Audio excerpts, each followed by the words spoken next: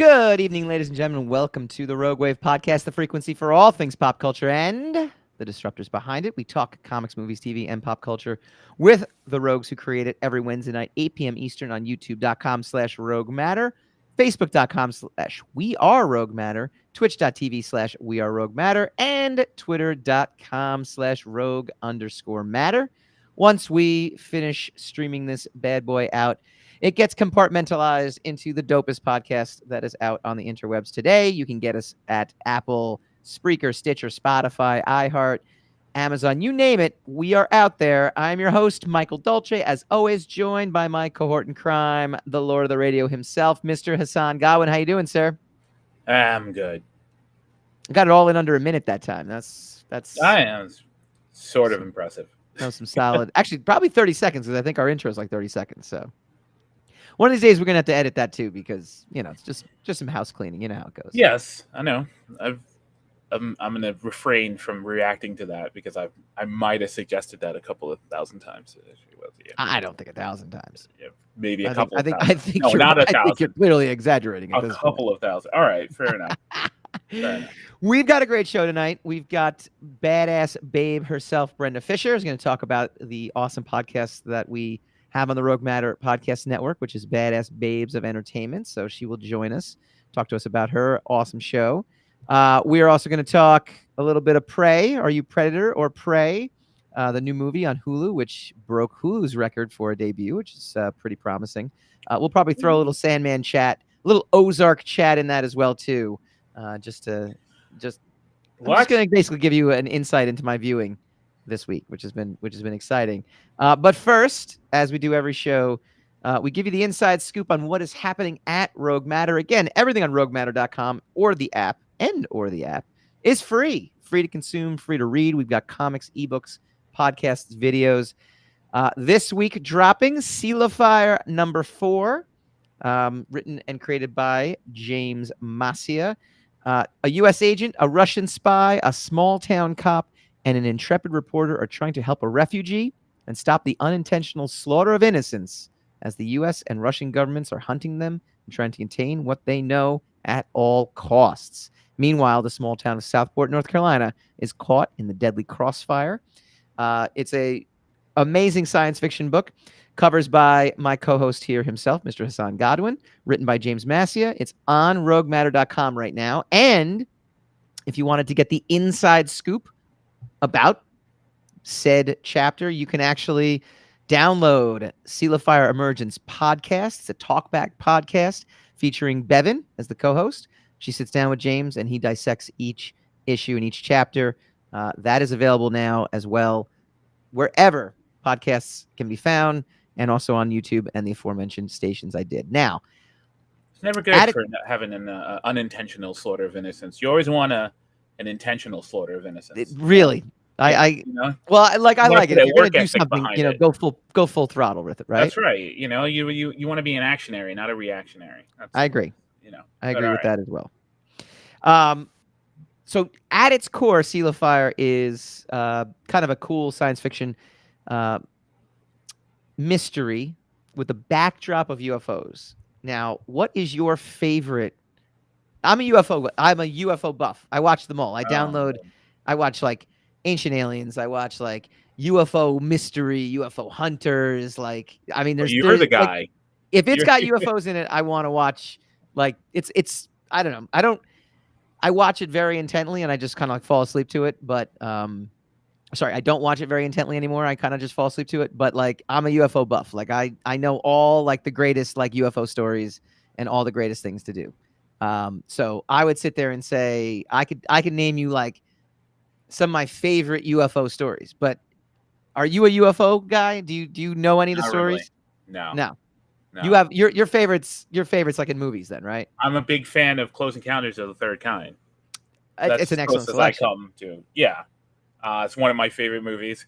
I just broke my back a couple of years ago to see that in the theater again when it I had to find it in the city, in New York City, when it aired, and its anniversary or something was happening, and I went to go see it. I went running to go see it. So it was. You probably could have just walked. No, I couldn't have because they changed the location at the last minute, and I had to run like a couple of blocks in order to find it. But I had never seen it in the theater because the movie's kind of old, so it's back there in the Wayback Machine. Okay. And I had never seen it in the theater, so I ran to go see it, and it was absolutely wonderful. But that is the deepest into the UFO rabbit hole that I've ever gone. So No, I you're am. telling Yeah. me you've gone way deeper than that. No, I am so full throttle with these things. Like I know, the Rendlesham Forest story. That's like in 1980. Now, quite frankly, I'm tired of that story. It was on. I first experienced that story on Unsolved Mysteries. I thought it was really cool. It was an army base in England, Rendlesham Forest, where the army people, actually recorded themselves like in a tape recorder when they were investigating like a landing of some sort of craft, and they have all this evidence, and they've played it like numerous times. It's very crazy. It's still like one of the most compelling things, because they're like, what the hell is this thing? We're staring right at it. It's glowing. It blah blah blah. It's got all these markings. Like they're Before literally they got word from Army intelligence that they should shut the F up about all this. Like, well, no, and then they got interrogated. Yes, and see, that's the thing. Then they got interrogated, and a lot of their evidence ended up got taken away. But what's kind of neat, what happened recently, is one of the guys touched the craft with their hand and then like lost time, right? But then that night, it's happened in 1980, by the way, started writing ones and zeros in a notebook. And back in 1980, had no idea what it was. And then in like the 2000s, because all these guys go on the circuit, this is how they make money now. Yeah. Of course. He brought on, he's like, yeah, here's some artifacts from, that time. And one person's like, why do you have binary code written there? And he's like, what are you talking about? I don't even know what that is. I wrote this like that night, I was compelled to write this. And they had people actually decipher it. Now, again, I don't know how accurate it is, but they had people decipher it, and it said like observation of Earth, for planetary survival, continue. Like it was in English. Their alien language. No. It was binary code. Yes, but binary translated into decipherable dialect comes out in English. So the aliens were using English binary code. It's very possible. Yes. Okay. Wow. That's immense. I don't know how to decipher binary code, so I don't know. It just seems to me strange that an alien code in binary would translate into something in English. Well, think about it. If the guy who was English touched the ship and a message was communicated to him, it would have to be in his language for him to understand. That is in depth, heavy. We just broke that. Cannon. Wow. Headcanon, man. That is impressive mental gymnastics. I think that was pretty good right there. I'm not even mad. I'm kind of impressed. That is fantastic. Well, okay. Before we run out of time, give me another story. Because that's you're tired of that story. Because you know what, they've every UFO special always goes back to it as like one of like the because it's a very credible story in terms of just evidence and who is actually like the Bigfoot footage. Whenever you watch a Bigfoot sighting, they go to the there's Zapruder footage of the Bigfoot walking right. There recently this is one of my favorites, not because of the actual story. And again, I saw this first on Unsolved Mysteries. And I have to like, in our day and age of internet information, where, I mean, things can be literally, our Wikipedia gets changed, constantly, right? Like there's people that are, constantly editing information for whatever reasons, positive, negative, whatever the case is. Right. I always like anything that happened pre-internet. And I put a little like mental more stake in it. So anything that debuted on Unsolved Mysteries in the 80s, I feel like comes from a genuine place of credibility in my mind. This is just me, right? Like anything, like comic books in the 80s and 90s, like I love them better because I feel like, again, we didn't know what the creators were thinking because they didn't post it on social media constantly. So it's like, exactly, like all you have is what's in front of you to digest. And there was this story in Kecksburg, Pennsylvania, where a thing crashed. It was like 1965, again, pre-internet, pre-video and all this, which I like. And the townspeople were all like, yeah, we went in the woods and there was like a bell-shaped object like sitting there. It had strange markings on it. The army came in and basically just, closed off the area, shipped it out. But all the townspeople were basically like, yeah, we saw this bell-shaped thing covered in a drape. And what I like about this story, though, is that this is how our narrative minds seem to work now. Okay. There's a separate story in World War II. They always talk about like the Nazi UFOs, like what the Nazis were actually trying to build and stuff. And they have, I guess, footage, which I don't know how real it is, because I'd never seen it before. But all of a sudden, there it is. Like, we found actual footage of this thing. They were developing a bell-shaped craft, and they were going to, to like as a weapon or something. And so the theory is that it actually worked and it shot itself into the future. That the Nazis broke the time-space continuum and were able to actually send something into the future. Man. Okay. All right. I would love... What do you think? What do you think, though? I would love to go back in time to 1965 Kecksburg and just be standing, not underneath, because I want to live, but right near the forest, so that as soon as it hits, I can just go in, start taking pictures, and get out of there, just so I could see it. And if there's German writing on it, oh, that's money right there, right? But then when you come back and tell everybody, like, I went back in time and I saw the thing and I know exactly, I solved the mystery, you're just going to be another facet of the mystery. Was he telling the truth? Yes. Or was he just another schmo who thinks that he's broken the... Have you ever seen that photo? It's like, is time travel possible? Like, if you type that in, is time travel possible photo, there's a kid with like a t-shirt on that it's a specific, like it's how they make t-shirts nowadays with like, how they get the actual graphic on it. I forget the exact term. But it's like a photo from like a bridge that's collapsing or debut. I forget what it is. It's either a horrible catastrophe or just a debut, like an opening of a new bridge. I forget which one it is. Again, I could Google it, but why bother? And everyone's like, this guy is a time traveler because they couldn't make t-shirts like that back in the 40s, and he looks different than everyone else. Like, everyone else is in like typical like 30s or 40s, whenever the photo took place, and he's dressed like he's like from Brooklyn, and he's wearing khakis.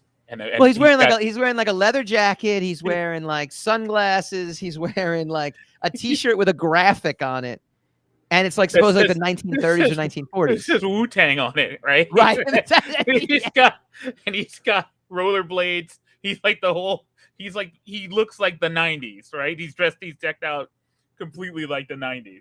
Oh, if you just type in time traveler photo, 1940 comes up, or photo bridge, time traveler bridge. The hipster. Yeah.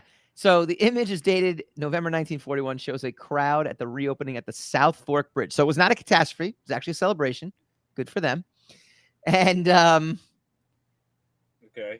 Yeah, man, oh man, I'm gonna have to share my screen here. Look at this. I'm doing it. I'm doing it, Aaron. I'm breaking the third wall here so that everyone can see.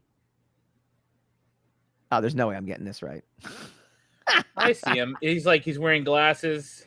Yeah. I could do this in Photoshop. I could do that in Photoshop. What's good about it, though, what's striking about this is it was in a museum. Like, it was in a museum for a long time. Okay. That's interesting. Right. That's interesting. But, I mean... It could be a deep fake. Don't get me wrong. That guy could be from the 40s, though. Sure. But it was something about the way he's wearing, it looks like a printed t-shirt. Yeah, it says, although tampering with photos in 1941 was possible, it was extremely difficult, and given the original context of the photo, this idea was ruled out. It turns out the guy might have just been a quirky guy at the Gold Bridge opening. Yeah. Or he's the dumbest time traveler of them all, because he got his picture taken in 1940, whatever, when the technology was so, was virtually non-existent. Yeah. Right. So like they had to set that photo up. It's not like someone just snapped a shot. Right. In 19. So.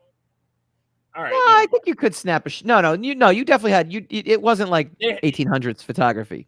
Yeah, but I mean, usually in the 40s, like there were photographers. That's a photograph.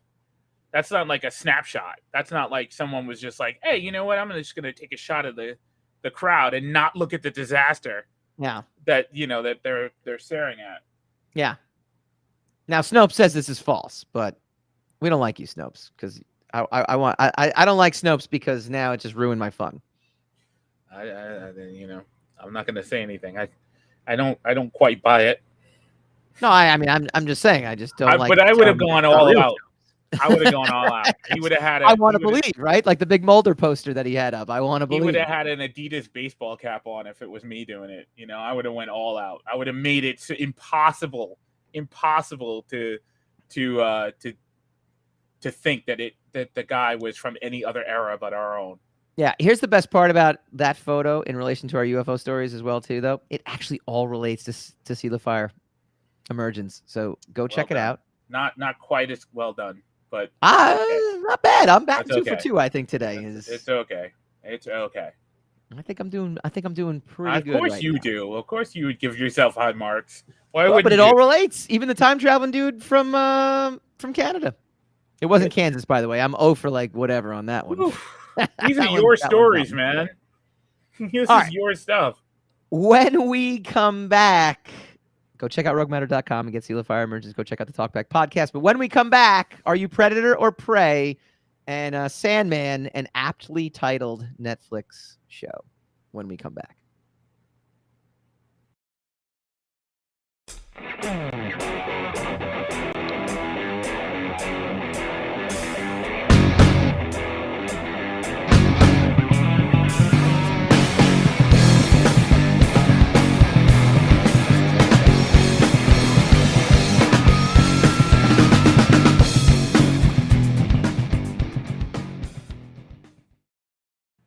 Welcome back to the Rogue Wav podcast. All right, we're going to talk Prey, which debuted on Hulu as the #1 biggest premiere. Anyway, let's see. The deadliest hunt in history.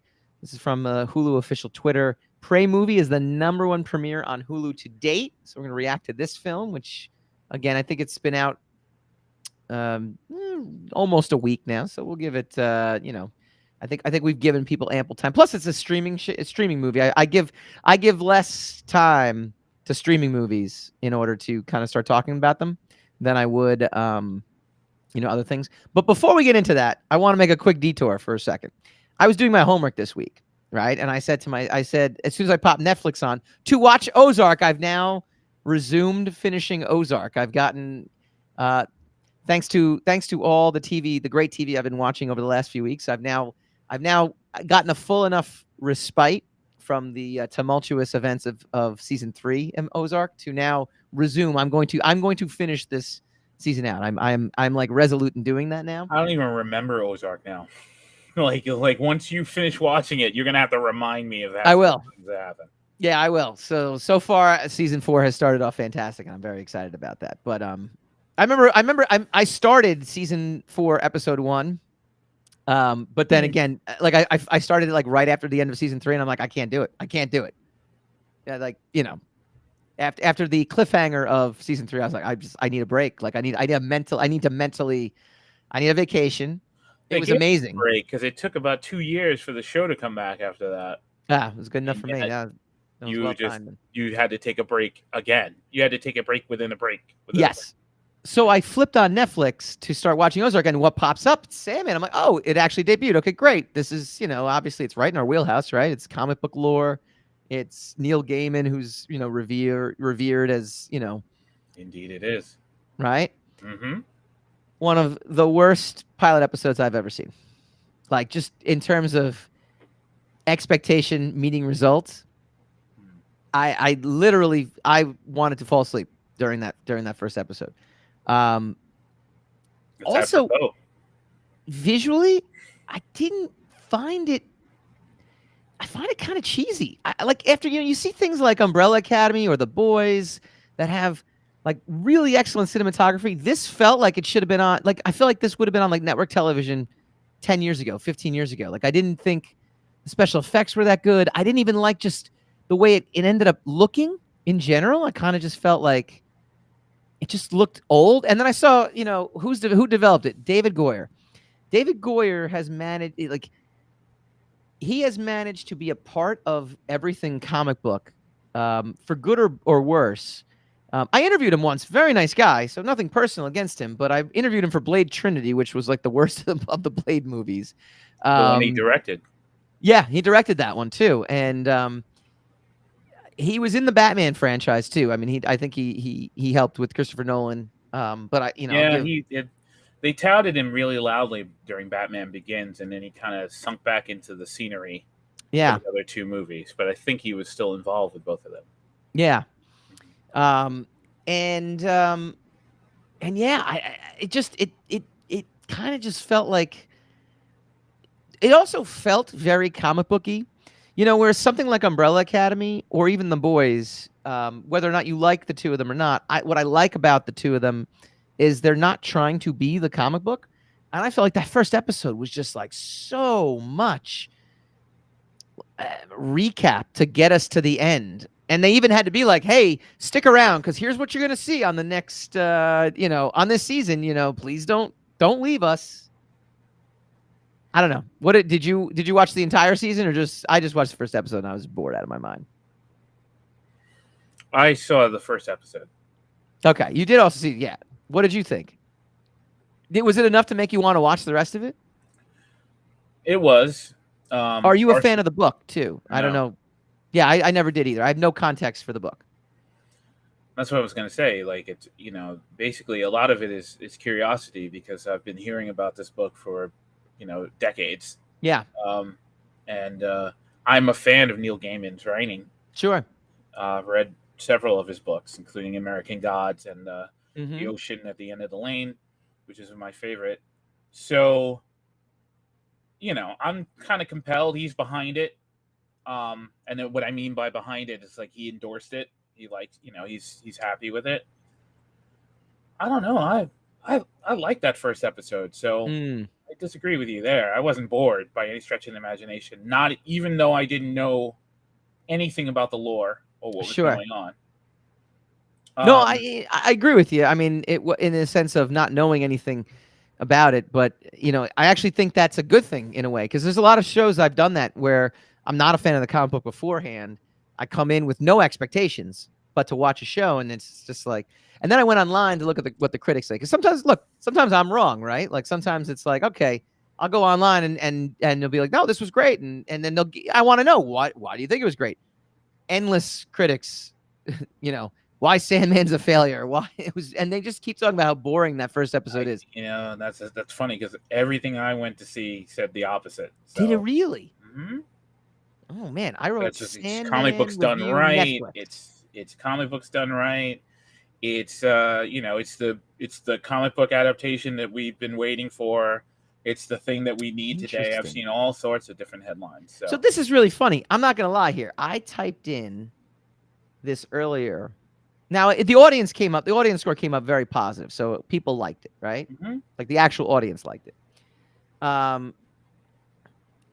Top stories, totally. I think our computers are listening to us because the top things that came up completely different than what I saw earlier today. Sandman season 1 review. Neil Gaiman's iconic series gets riveting adaptation. Sandman review. Netflix's DC series is the best show of 2022. But then you go a little bit further down, and I think there is. Well, that was going to be dissenters, and who's to say that either side is right? I haven't seen the whole thing, so I can't even endorse it. The only thing I'll tell you, because I mean, there was a degree of like incoherent narrative and weird, trippy, non-linear stuff, which I mean I assume was intentional. Yeah. But that can rub you the wrong way, Like some of me is compelled to stick with it just to figure out what the heck they were talking about and a lot of other stuff. Yeah. But I can see after watching that pilot or whatever you call it when it's streaming. I don't know what you call it. The first episode 1. I can see you, not you personally, Michael Dolce, but I can see if someone said, "Yeah, this is not for me." Yeah, this is not doing anything for me because there's very little action in it. Mm-hmm. I think there's a bird that gets killed. Sure. That's like the most action that happens. Yeah. And you know, there's some decent special effects. Everybody looks like they're from The Cure, you know, Yes, and it so does. you know, I get it, you know, and I totally see, and it's also English, which Yeah. even though we're Americans and we're supposed to be, a little bit above that, there's always a little xenophobia, kind of, retrograde reaction in there. It's like, nah, I want to see Americans. I don't want to see people from another country. So, Right. I'm not saying that anybody's crazy for not liking, especially that first episode. But I was intrigued. I enjoyed it. That's all I can say. I will can't say say anything else about the series or the book Yeah. because I haven't experienced either one of them. because I've seen like the comic book so much. I've never read it, but I've seen it.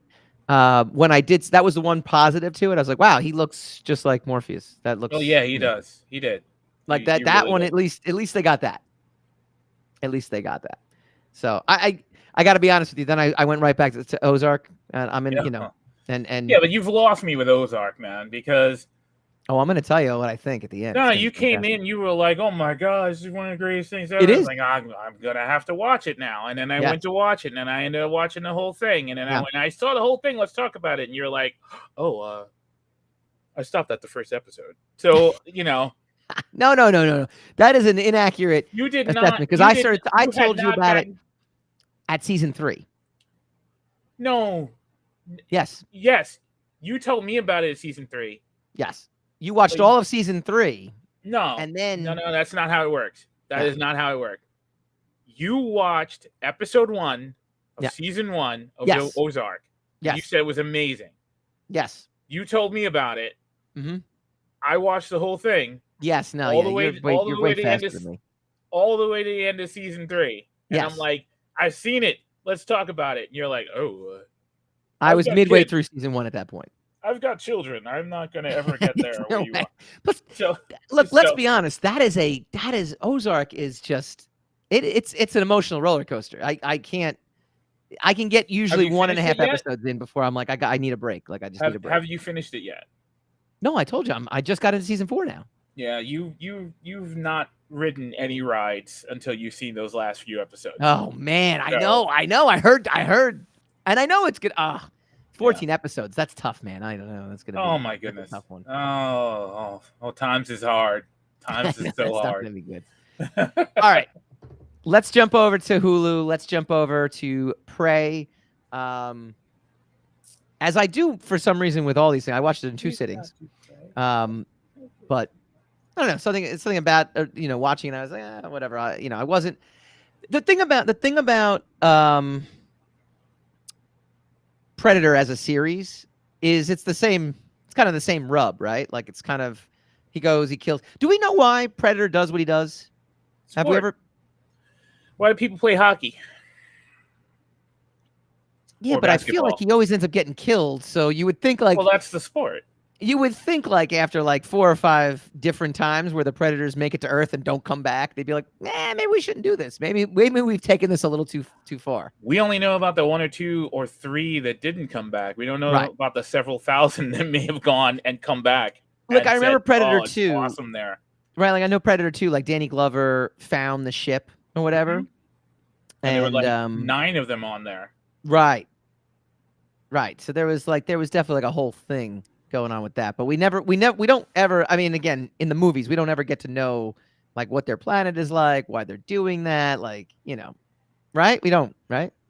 No, Okay. not really. I mean, there's some lore, and the comic books have tried to go Sure. into it, but I mean, the deeper you go into these things, the kind of worse they get, you Mm, know, because all the ideas start to become samey after that. Sure. So it's kind of cool, like they show up, and I do like that the Predators sort of ambiguous. Yeah. Like they could be the good guy or the bad guy depending Mhm. on the story. Yeah. But I don't know what else to say about it. I mean, mainly the biggest lore of the Predator is how often movie makers make bad Predator movies. That's like the biggest. Well, that's what I'm saying. It's the almost, biggest part of almost it. like how can you have an original take on it? Now, I was excited when I saw the trailer for Prey because I was like, all right, set in the 1700s with the Comanche Indians. Or Native Americans, I should say. The No, Comanche you're right. They're tribe. Comanches. What's that? You are right. They are Comanche. Yeah. No, I know. I said Indians by mistake. I meant to say Native Americans. Don't want to get anybody, don't want to get anybody upset with me. I guess now it's indigenous people, so I gotta keep up with the It terminology. depends because there are a lot of tribes who prefer Indian. So. Oh, okay. I didn't know that. Well, it says Comanche Nation in the summary, so we'll stick with that. We'll stick with that. Stick with the summary. We'll stick with the summary. Stay with the summary. And what I thought was cool about it was, okay, this is, how is somebody, prehistoric going to, not prehistoric, it's not prehistoric, but technology-wise, it might as well be prehistoric, right? I mean, it might as well be, Why do you want to hunt? You're going up, I think there's a scene in there too, warning spoilers, where the French, fur trappers or whatever are like trying to shoot this thing. It's like with their muskets I feel really, I'm like, well, that's not a fair fight. The Predator's just like, do. The Predator never fought fair though, because even in the now times, the Predator could be invisible. It's not fair to kill something when you're invisible, right?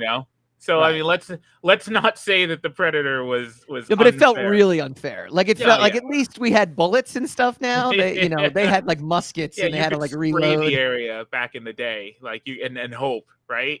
You can't even do that with a musket. Yeah, no, that's pretty bad. You're right. So I thought that scene made me chuckle a little bit, but anyway. What I also was kind of hesitant about. So these are just what my expectations were going in, right? I was like, all right, kind of cool that it's set in a different time period. That's neat. We have now seen thanks to the Me Too movement in the last 5 years, we've seen a lot of female action heroes being the lead, right? And so I don't know what Me Too has to do with it, but yeah, okay. You don't think that had anything to do with the fact that there's been a lot of female lead action heroes? I don't think it's a result of Me Too, but I mean, let's keep going. Okay. Well, I don't know. All right. So since 2016, conveniently around the same time as the Me Too movement, all right. Okay. We've seen a lot more films with females as the lead star, as the lead, female action heroes, female lead star, right? Mm-hmm. And so on the one end, I'm like, all right, we're seeing another one. What's going to make this one different? And so my expectations coming in again were, I'm not sure. I gotta say, after watching it though, this one was fantastic. Like this, the actress who plays her, which I'll get her name. I have her name right here. Mid Thunder. Yeah, Amber. She was really, really compelling, and I love the fact that, like, her character makes these incredible strides to the point where by the end of the film, I'm like, yeah, she's totally going to beat this thing. And I'm totally on board for it, and because one thing that I thought that the whole film did was, it put up a lot of different people against the Predator. And so it didn't feel like, at first I thought this Predator's just going to like rip through everybody, and I'm like, and what it did was it actually showed, her tribe and the warriors of the tribe as competent fighters. I thought there was the one scene, obviously, where, the guy's got again, spoilers for anybody, got 3 dots on his head. We know what that means, having seen Predator movies. He has no clue, but then quickly they learn, and I'm like, oh, crap. And the fight that ensues, even though the next 2 warriors lose that battle, I'm like, man, these guys are all earning it. Like, I'm getting a satisfying experience out of this. Even though we know the Predator shtick at this point, we know he's going to win, but predictably, and again, spoilers if you haven't watched it, like, I knew the brother was going to die, right? Like, you just know it's going to come down to just her at the end, because every Predator movie, dating back with Schwarzenegger, with Danny Glover, I mean, it always ends up coming down to, the quote unquote star. But by the end, I feel like what we saw leading up to that final battle was like, it just delivered an exceptionally satisfying ending and a successfully satisfying main character. Like, I felt like by the end, man, she earned that Predator head she came walking through. And I love the fact that they set up her in the quicksand, being as like the final trap. And again, every time it was questioning, whether or not they felt, and even the Predator felt this way, whether or not she was an actual threat, whether or not she could actually be a warrior. And it wasn't something that they just gave her at the beginning that she was. They gave us hints that she could be. And I think throughout the film, she earns it at the end where it's like, yeah, totally. Like like I'm on board and she doesn't start out badass. She earns her way into that by the end. So that was my take on it. So I truly enjoyable. Like I actually had a lot of fun watching this.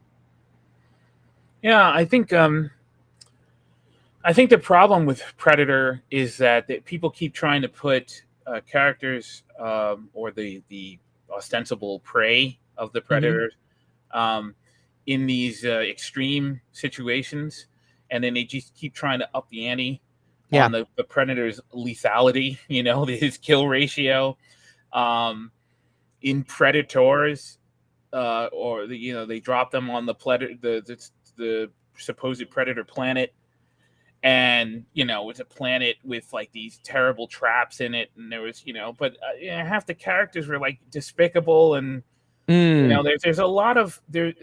When you have a situation where there's a beast or a MacGuffin kind of thing that is pretty one note, this is going to kill you. The Predator is one note. It's got these really wonderful stealth weapons, and it finds really cool ways to kill you.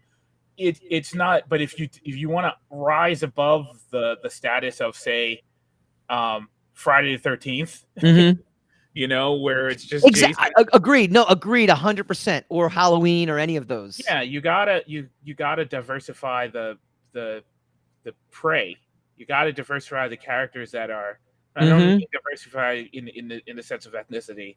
You have to correct. You have to broaden the story of the people who the Predator is preying on. Yeah, and they haven't done that. They haven't done that since the second movie. Correct. The first movie had Arnold in the city, and they were smart enough in the second movie to go, okay, we got to put this in a completely different environment with a completely different. Right, Arnold in the jungle and Danny Glover. Arnold's in the jungle. Danny Glover's in the inner city, but Arnold's got a special forces military team, and Danny Glover's got this squad of cops. This rough-hewn squad of seasoned cops, and it's just a different experience. Yeah. So both those movies, for me, very successful. Were wonderful movies because because of the difference of environment, and then they just started to become samey after that. This movie does the same as the first two. Yeah. Where it's like, okay, totally different environment, totally different story, totally different setup. It's not like the Indians are on some kind of weird safari, and then they just run into the Predator, or the trappers are on this, they're trying to get this amazing game, and then they end up running into the Predator. It's just like circumstantial. The trappers actually have nothing to do with the Native Americans until enough people have died on both sides, and they kind of run into each other. Yep. So I mean, the story in and of itself is compelling, and then there's a Predator that's killing everybody. Yeah. And that's the kind of goal that they need to establish for any movies like this in the future, which they didn't do with Aliens versus Predator, or the Predators, or the Predator, or however many other incarnations it's been. So I agree with you. It was pretty wonderful. I enjoyed it. It's one of the few movies I watched twice. Because I've seen you see movies, even if you like them, you see that movie and you're like, all right, I saw that. That's great. And then you move on. But I just enjoyed it, and I enjoyed the characters, and I enjoyed the circumstances and the visuals and the cinematography so much that I watched it again. Also, it's a very smart script. It explains to you, all the trappings, all the commodities that she's going to use in order to put up a good fight towards the end of the film. And it does it all in an organic way. So you find out, about the herb, the orange herb that they were using, and a bunch of these other things. So really smart script. You've seen it twice. Let me ask you a quick question because I thought I figured out why this was the case. How come, spoilers again, how come he couldn't see her at the fire? Was he just drawn to the trapper? She had taken that orange herb, The and orange herb is makes you okay. cold inside. Oh, that's Because it. they gave it Okay. to they gave it to one of the other wounded, and he Yes. said, "I'm freezing," and she's like, "That's good because if you're freezing, you'll stop bleeding." Okay. Yeah. Got it. So then that's what they use, and I kind of knew because I know the Predator's this vision is based on heat. I knew when they mentioned that they mentioned that for a reason, so that was going to factor in a little later. There are several moments in the film where he just bypassed her just because she was unarmed, and Right. like, That's why I was confused at that particular moment.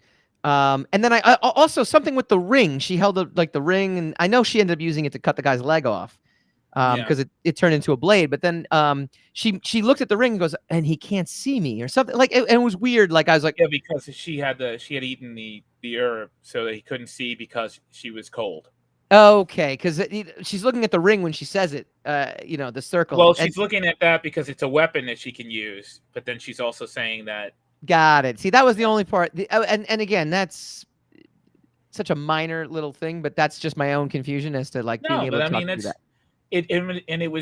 it was information that was given to you so subtly that Yeah.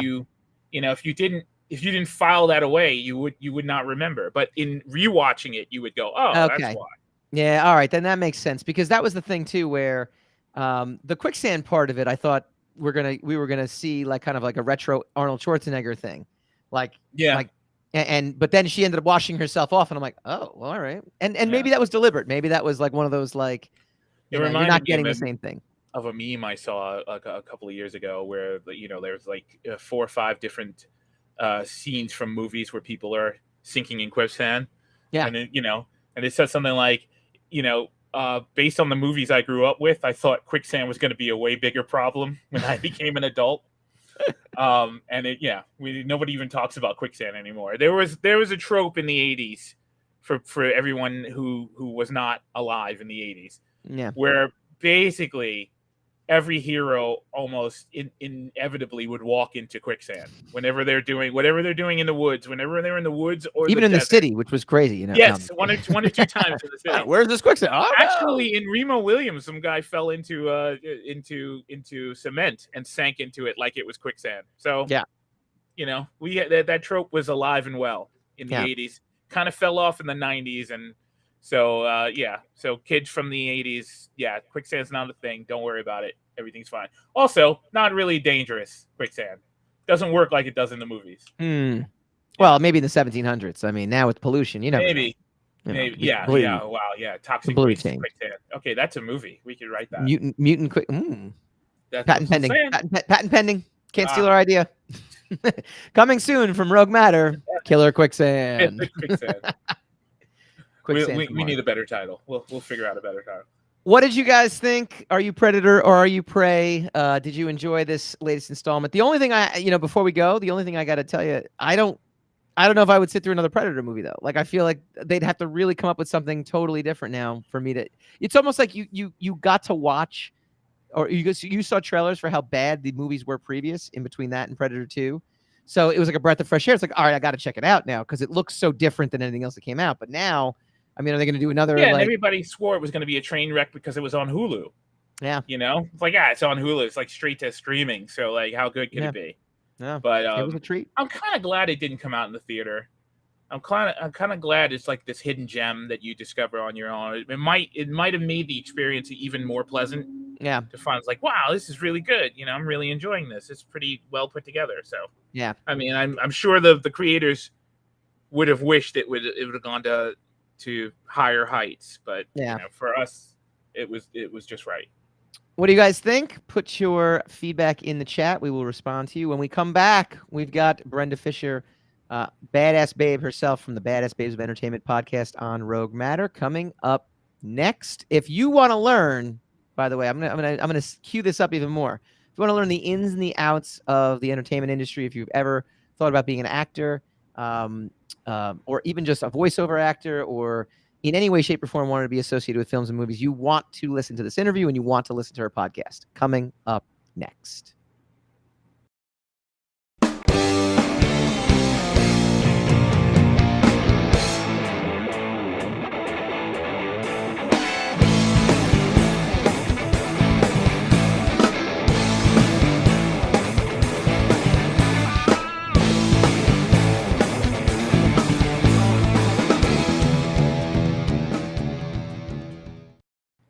Welcome back to the Rogue Wave podcast.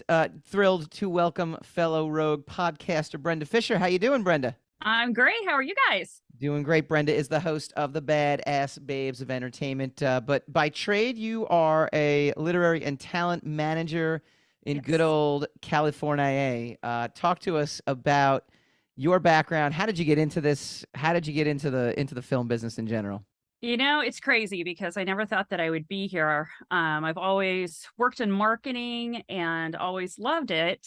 And working with people and marketing people. And so it kind of worked out. My son decided he wanted to be an actor, which a lot of moms that end up out here doing different things kind of start out that way. And then, you know, depending on what your background is, you kind of morph into different things. And we were on set one time. My son was filming something and I met my business partner, Gina, who was on set with her daughter. They were in the same film together. And we just got to talking and kept the conversation going. And she called me up one day and just said, "Hey, have you ever thought of managing?" And I'm like, you know, a lot of people have asked me about that because I tend to want to help people. Sure. And we had the same kind of thought process about the industry. And so that was over 8 years ago. And we've been business partners ever since and kind of off to the races and learning new things and helping people, you know, try to follow their dreams. Yeah. And it's funny too, because I think some things that people don't realize too is that there are so many different, like you have the people in the spotlight, obviously you have the people on page 6, you have the people, you know, that headline, but there are so many other jobs and roles in Hollywood Right. in that make, you know, that make up a TV series, that make up a feature film. So you guys, your agency kind of runs the gamut. You have some of your bigger names, but talk to us about some of the smaller clients as well too that you're trying to help, you know, accomplish what they're looking to do. We have people from kind of all walks of life. We have kids, we have voiceover people. We have all ages from babies, you know, and I think we have people in their 80s. And it's just interesting how different people are. Like I was talking about our guy that plays a homeless character a lot, and he's a riot, and trying to help people, you know, with their auditions and trying to make things, you know, the best that they can be in order to make them competitive. And it's hard when you've got somebody brand new, doesn't have credits, going up against people who have a ton of credits. And, you know, and it's every once in a while, you just hit that, you know, nail on the head and you're what people are looking for. And it just happens. And it's funny because there is no rhyme or reason. You can prepare, you can be ready, you can go in and kill the audition. But if you're not what they're looking for, right, you know, it's just not gonna work. But you always want to book the room. That's what we always say. You want to get in there and just do your best every time, because you just, you know, never know if you're going to create fans in that casting office, and they'll continuously call you back and eventually you'll book. It's funny too, you mentioned that too. You have talent manager and literary manager as your title, but I imagine coach has got to be, you know, part of that, right? Coach, cheerleader, you know, therapist on some days. It just kind of depends on what's happening and how far down the rabbit hole somebody has gone, because this is a hard industry. And they say like 2% of the people who try this and really, really commit are, you know, only about 2% actually make it into working actors. And we have a lot of people who don't care if they win an Oscar. They don't, you know, they're not doing it for that. They just want to be a working actor and be able to continuously, you know, be on set because that's their happy place. And and a lot of people, you know, they work as waiters or whatever it might be to be able to continue to act because they love it so much.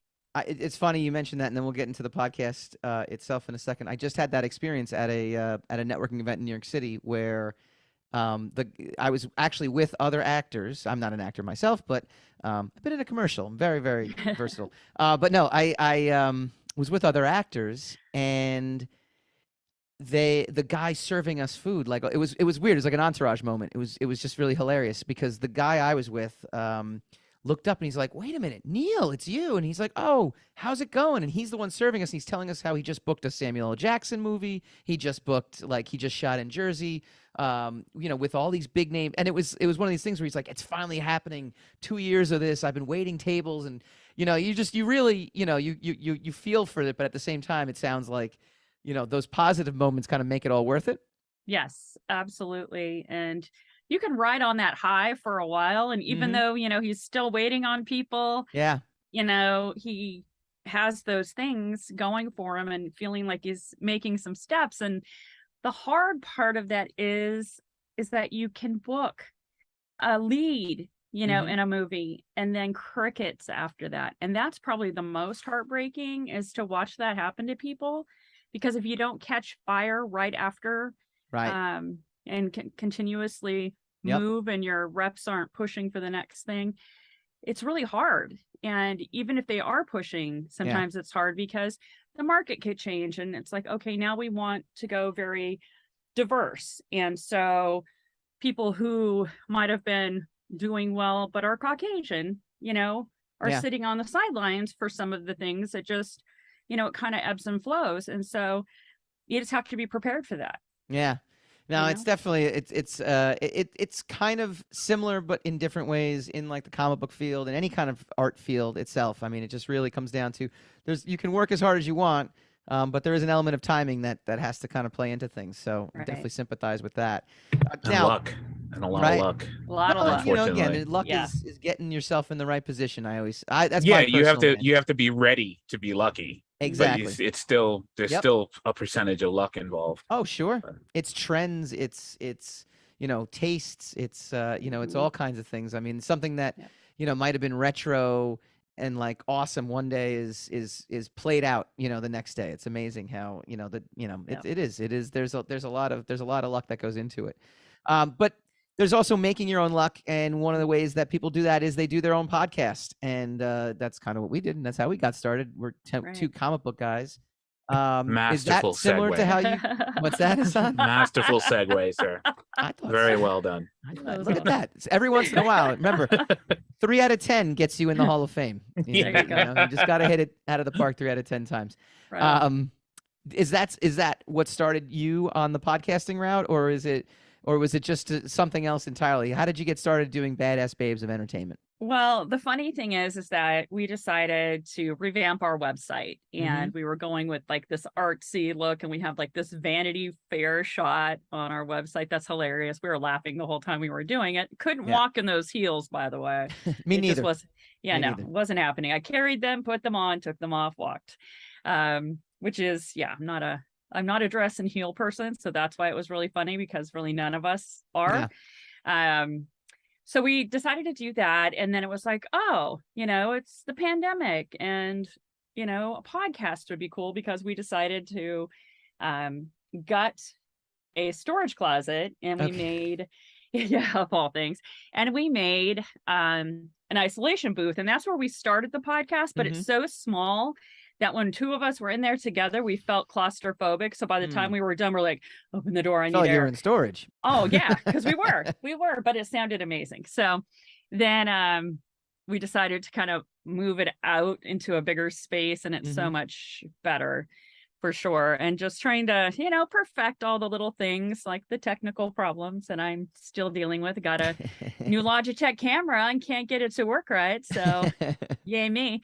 So I'll be working on that for a while. But so, the pandemic, I think, just kind of kickstarted a lot of us into what can I do with this time? There's only so many times you can go to the dog park and take your dogs out. And then it's like, okay, we still have the pandemic. Now what do we do? So it just kind of turned into that. And then we thought, well, this is a good thing to talk to casting directors and producers and directors and find out more about what people are doing. And we've really gotten some interesting information. So actors, I always say, gosh, listen to our podcast, because you wouldn't believe the information that we're getting from some of these casting directors that are just freely giving it. And it's like, oh my God, you guys listen to this. They're giving you inside information. Pay attention.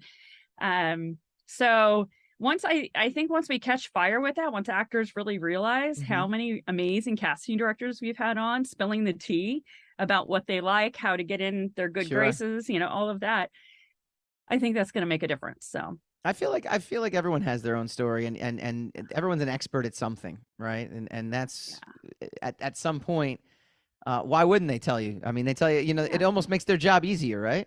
Right. Exactly. Entertainment attorneys that help with information and, or if they're offering a class or, ways to learn things, if you, are constantly trying to improve, your knowledge and, what you know about the industry in general. Yeah. So.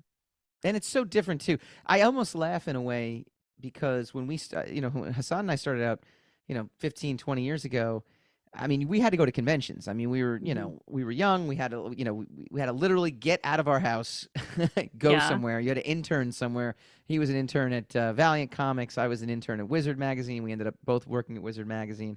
But, and so we got access to conventions, and that's where you get to interview people and get to actually talk to them and say, hey, how did you succeed? How did you succeed? But nowadays, I feel like information is so accessible. It makes me chuckle a little bit when people still ask me the same questions, like, oh, how do you get started? How do you do that? And I'm like, I don't know. You just ask questions, right? I mean, is there something about, what you do that, I still take pride in it. Do you take pride in the fact that, what you're doing is truly helping people? Yeah, absolutely. That's what we're all about. We always like to say it's really not about the money for us. It's more about helping it's a good thing people. because we're not getting any money for this. Right, exactly. So it's more about helping people and, starting a dialogue and a conversation. No, right? Yeah, you have to find your happy place somewhere. So that's, a lot of it. I really do enjoy that. And just making the connections with people on a more organic level. Than just calling casting and always asking them for something like, oh, can you get my client in? Just having a conversation and not having to really talk about work, even though you're talking about work. Sure. Yeah, it just feels different. So yeah. I think also the one identifier about your show that I love so much is at the end, I mean, you are the badass babes. So you do tailor it in the sense to women in the industry. And it's not just having women on, but it's also just discussing how women have influenced other people, so men and women alike. Talk to us about that and why is that important to your show? So it kind of turned into a thing where at the end of every episode, we ask our guests to do a shout out to a badass babe in their world that has influenced them or helped them on their journey and helped lift them up. And it's amazing the answers that we get because, sometimes a lot of the times it's mom, Sure. always. But there's some great industry answers too about casting directors that have helped other people coming up through the ranks and how now they're kind of on the same level. The mentor and the mentee, and it's interesting because they work together, but there's still so much respect there for helping them and hearing those stories and like, oh, this casting director actually brought this casting director up and gave them their first job or whatever. And those aren't things that you hear on a daily basis. So it's interesting. It's like, oh, that's an interesting connection that they have. So, they're friends and they talk. So keep that in mind. Yeah, that's always, it's always interesting to see what other relationships people have as well. And, but again, it's about, keeping the dialogue about women in the industry going and talking about the things that have happened and how we're kind of really starting to make a move now. And it's crazy that it's taken this long. And there's still, only like one or two female directors in any pool of anything. Yeah. So we're hoping that, that'll continue to grow and we'll have, different voices and more voices telling the stories because a great quote from one of our guests, Jonelle Romero, who's in charge of Red Nation, Okay. the Native American Film Awards. She constantly says, who tells the story matters. Mhm. And I think that is so perfect and so I agree. right, because if you've had the experiences and you're telling the story, it comes off very different than if you're just retelling a story. Correct. So that's kind of cool. Correct. Well, I love it. I love the show, and congrats to you, and much success moving forward on the Rogue Matter Podcast Network. Thank Brenda you. Fisher, thank you for being here. Thanks, guys. When we come back, we'll put a bow on tonight's episode.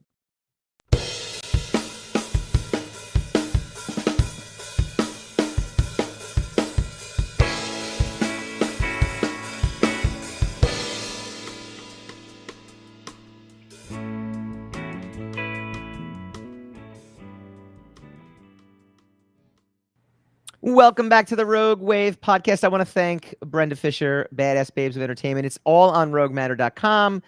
We've got a brand new, website 2.0 coming pretty soon.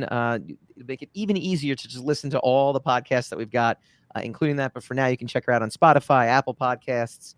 You can go to roguematter.com, and it'll link off to the site as well too, so you can check that out. Not only did she give you the ins and outs of the real like stories of Hollywood, but she had the coolest backdrop in the world, right? Yeah, like I said, I kept expecting a biker to come and slam right into her chair, Yeah. right around the corner. Yeah. So Setting I'm up on gonna a get one of freeway those, seemed like a I'm good getting idea one at of the those. time, but so that nobody has to see the green anymore. I'm gonna commit. She's inspired me. I love it. I love it. Next week we will not talk about Sandman because I just don't think I'm gonna watch that. I just don't think I'm gonna watch that show. I will. I'll finish it. We'll dive deeper into. I'm sure there's some stuff gonna happen. I'm sure if you come out and tell me that it's worth watching, I will. You maybe you can make the case next week. I don't 'Cause know if I I will- would waste I will my be- time, because even if I told you it was the greatest show on earth, you'd be like, ah. Well, I'll be 7 episodes deep into Ozark by the time we meet back next week. 7 episodes. Oh my god. I'll be through the first part Fine. of season 4. We'll see. I think you've got. I'm telling you, that's where I'm gonna be. Yeah. We'll see. We've also got creator Mark Torres, friend of the show, coming on next week. He's going to talk about his Kickstarter book. So again, is it Kickstarter book or is it just a new book coming out? Kickstarter, yeah. Kickstarter, bam. Mm-hmm. Love talking to Kickstarter creators. It's a whole audience out there. So get the inside dirt on his book as well too, and we will see you folks next week.